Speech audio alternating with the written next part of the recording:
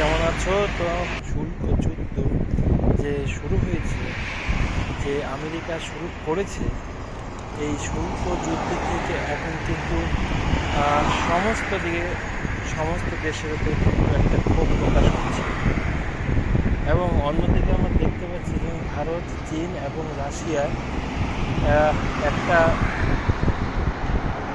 এই শুল্ক যুদ্ধকে তোয়াক্কা না করে তারা ব্রিক্স সংগঠনটি সেটা তৈরি করার চেষ্টা করছে।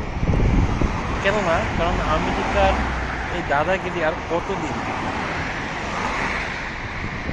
যে দেশ ওদের কথা শুনবে, শুল্ক দিবে, ঠিক আছে, আর যারা দিবে না তাদের ইচ্ছে মতো চলার চেষ্টা করবে, কিন্তু তাদের উপরেই ক্ষুব্ধ হয়। তো সময় আর নেই, সময় শেষের দিকেই আমেরিকা।